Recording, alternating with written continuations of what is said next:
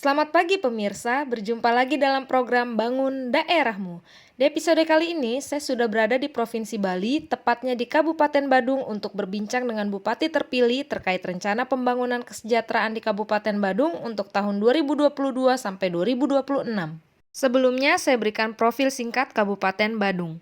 Kabupaten Badung memiliki luas 418,52 km persegi, merupakan satu dari 9 kabupaten kota di Bali. Terdiri dari 6 kecamatan yaitu Petang, Abian Semal, Mengwi, Kuta, Kuta Utara, dan Kuta Selatan dengan jumlah penduduk pada tahun 2020 sebanyak 545.121 jiwa. Pariwisata menjadi tulang punggung perekonomian Kabupaten Badung. Berkah dari aktivitas wisata tersebut kiranya perlu dikembalikan kepada masyarakat Kabupaten Badung melalui peningkatan kesejahteraannya. Dengan kita sudah bergabung Bupati terpilih Ibu Sari Tridanastri. Selamat pagi Bu Sari. Selamat pagi, Mbak. Langsung saja ya Bu Sari. Sebagai Bupati terpilih ini, apa program kerja yang Ibu rancang untuk meningkatkan kesejahteraan masyarakat Kabupaten Badung? Pembahasan kita mulai dari aspek pangan terlebih dahulu. Jika berbicara kesejahteraan pangan, indikator yang paling terlihat adalah Indeks Ketahanan Pangan Wilayah. Di tahun 2019, Badan Ketahanan Kementerian Pertanian melakukan perhitungan IKP berdasarkan 9 indikator untuk menentukan urutan pemerintahan kabupaten yang memiliki peringkat ketahanan pangan terbaik.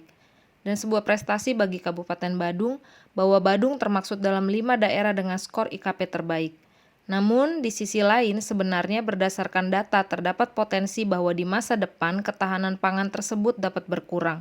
Untuk mencegah permasalahan kekurangan pangan ini, bagaimana program yang akan Ibu lakukan ke depannya? Betul, Mbak. Kalau dilihat dari IKP, memang Badung ini saat ini berada dalam kondisi yang cukup baik. Hal ini didukung dengan adanya lahan pertanian yang masih cukup luas di 3 kecamatan. Sementara untuk 3 kecamatan lainnya kan sudah sebagian besarnya sudah menjadi daerah wisata. Untuk rencana ke depannya sendiri, hal-hal yang akan kami lakukan, ini antara lain meningkatkan irigasi pertanian karena masih ada permasalahan terkait ketersediaan air yang nantinya akan menghambat pertanian. Lalu untuk menjaga stabilitas harga produk, pemerintah ini nanti dapat melakukan pembelian pada harga yang ekonomis, khususnya pada saat-saat panen raya. Lalu kita juga akan memberikan kredit lunak petani, subsidi dan sarana produksi yang dibutuhkan seperti bibit, pupuk, pestisida atau bahan-bahan lainnya. Lalu yang penting juga membuat aktivitas wisata yang melibatkan objek pertanian sehingga keberadaan lahan pertanian menjadi kebutuhan yang harus tetap dipertahankan. Begitu, Mbak. Baik sekali penjelasan yang Ibu berikan. Aspek selanjutnya ialah dari sisi kesejahteraan terkait bidang kesehatan. Dari pantauan kami di lapangan, penyelenggaraan program jaminan kesehatan masyarakat ini sudah dimulai sebelum BPJS, yaitu dengan Kartu Badung Sehat. Pada tahun 2016, Kabupaten Badung resmi mengintegrasikan KBS sebagai bentuk jaminan kesehatan daerah ke dalam program BPJS nasional. Kesiapan Kabupaten Badung dalam menjamin kesehatan masyarakatnya ini juga telah diakui oleh pemerintah pusat dengan anugerah Universal Health Cover JKN KIS Award di tahun 2018. Dari sisi anggaran kesehatan, berdasarkan data yang kami dapatkan, anggaran kesehatan ini sebesar 12% dari keseluruhan anggaran pada tahun 2019 dan angka ini jauh lebih besar dari ketentuan 10% yang ditetapkan pemerintah pusat. Sementara untuk capaian di tahun 2020, usia harapan hidup sebesar 75 tahun, angka kematian ibu 28,56 per 100 ribu kelahiran hidup, dan untuk angka kematian bayi sebesar 2,9 per 100 ribu kelahiran hidup. Ketiga indikator ini jauh lebih baik dari target nasional. Dari segala prestasi yang telah dicapai ini, program apa yang akan Ibu lakukan ke depannya? Untuk permasalahan kesejahteraan di bidang jaminan kesehatan masyarakat, program-program yang dapat dilakukan ini antara lain yang pertama, menyertakan pihak ketiga sebagai verifikator untuk transparansi dan akuntabilitas KBS, sehingga data KBS dapat lebih update dengan tingkat keyakinan yang lebih tinggi. Nah, yang kedua, melakukan door to door atau program ketok pintu. Nah, ini dilakukan untuk memantau data kondisi kesehatan penduduk secara berkala dan secara bersamaan ini petugas melakukan update data KBS. Lalu yang ketiga, ini memasukkan pelayanan jenis penyakit di luar BPJS ke dalam KBS. Ini sebisa mungkin dilakukan untuk mengcover seluruh penyakit ke dalam kartu jaminan kesehatan tersebut. Terima kasih Bu Sari atas penjelasannya. Selanjutnya dari aspek pendidikan. Jika dilihat berdasarkan data statistik, Kondisi ketersediaan sekolah di Kabupaten Badung ini sudah cukup banyak. SD berjumlah 284, SMP 67, SMA 22, dan SMK 25. Bila dilihat dari rasio murid dan guru, secara rata-rata telah melebihi rasio ideal secara nasional. Misalnya, untuk rasio murid guru SD secara nasional yang ideal adalah 1:29, sedangkan di Kabupaten Badung ini sudah 1:15. Di tingkat SMP untuk rasio yang ideal adalah 1:24, sedangkan di Badung sendiri sebesar 1:17, yang mana menunjukkan komposisi yang lebih baik atas rasio guru dan murid. Selanjutnya dilihat dari angka partisipasi sekolah. Untuk tingkat SD ini sudah mencapai 100%, untuk tingkat SMP mencapai 98,81%, dan untuk tingkat SMA mencapai 92,9%. Sedangkan dilihat dari angka partisipasi murni menunjukkan tingginya ketepatan partisipasi sekolah dengan jenjang umur seharusnya. Rata-rata untuk ketiga tingkatan sekolah adalah 88%. Hasil ini selaras dengan ketentuan wajib belajar 9 tahun yang tertuang dalam Perda Kabupaten Badung Nomor 9 Tahun 2018 tentang Sistem Penyelenggaraan Pendidikan Kabupaten Badung. Untuk selanjutnya, kira-kira strategi apa yang akan dijalankan di Kabupaten Badung agar tingkat kesejahteraan masyarakat di bidang pendidikan ini dapat terus ditingkatkan? Untuk pendidikan, sebenarnya masih terdapat kekurangan yang masih harus dihadapi dan perlu dicarikan solusinya. Pertama, ini tidak ada perbedaan perlakuan guru dalam pendampingan setiap siswa.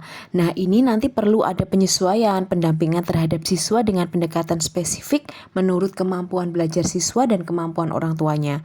Kedua, tidak tersedianya rekam jejak data siswa secara terpadu. Ini ke depan perlu dilakukan pembakuan database pembelajaran. Dengan demikian, ada yang dapat dijadikan sebagai alat monitor dan benchmark untuk perbaikan kebijakan pendidikan selanjutnya.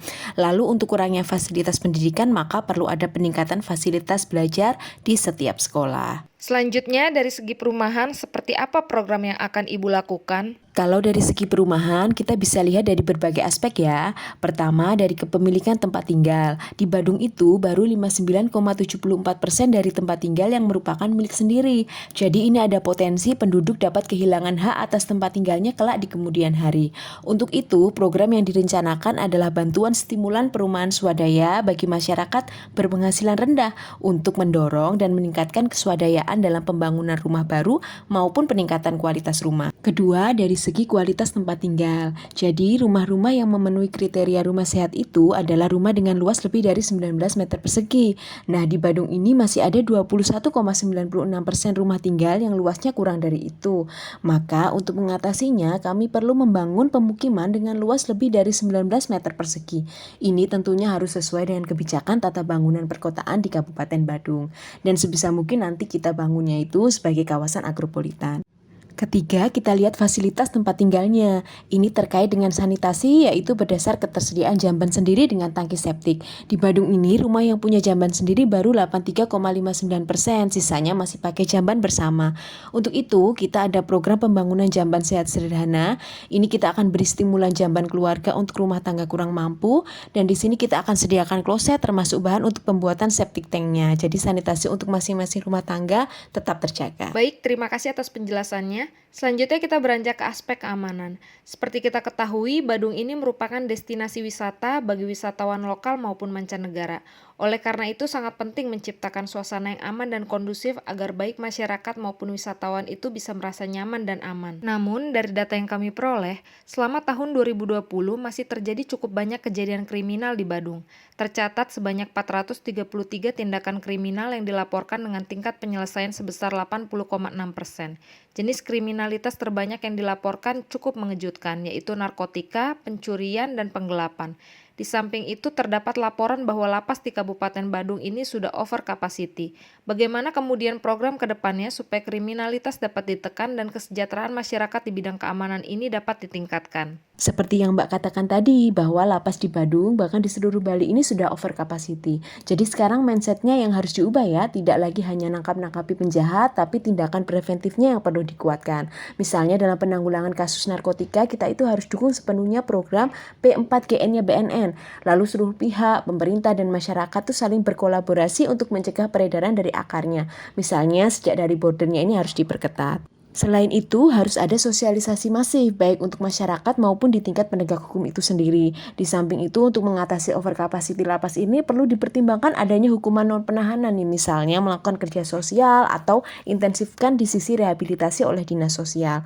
Nah, untuk mengoptimalkan upaya-upaya tersebut, kedepannya akan ditingkatkan kolaborasi dan kerjasama antara penegak hukum di sini dan pecalang, sehingga peran pecalang selain sebagai polisi adat ini akan lebih besar dalam menjaga keamanan. Kalau perlu masukkan dalam sistem keamanan terpadu bersama Polri dan TNI. Baik, terima kasih sekali Ibu Sari.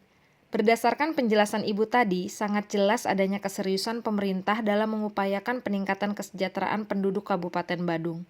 Kita harapkan semua rencana program tersebut dapat tercapai dengan lancar. Ada kata-kata penutup mungkin yang ingin disampaikan, Bu? Terakhir, sebenarnya untuk urusan pendanaan seluruh program itu sendiri kita upayakan dari APBD, namun selain itu perlu ada dukungan dari pemerintah pusat.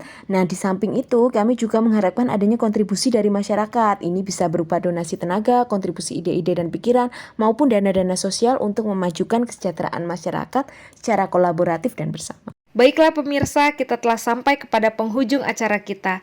Terima kasih kepada Ibu Sari Tri dan Astri yang telah bergabung bersama kita hari ini. Saya Kris Lentina undur diri, sampai jumpa. Terus bangun daerahmu.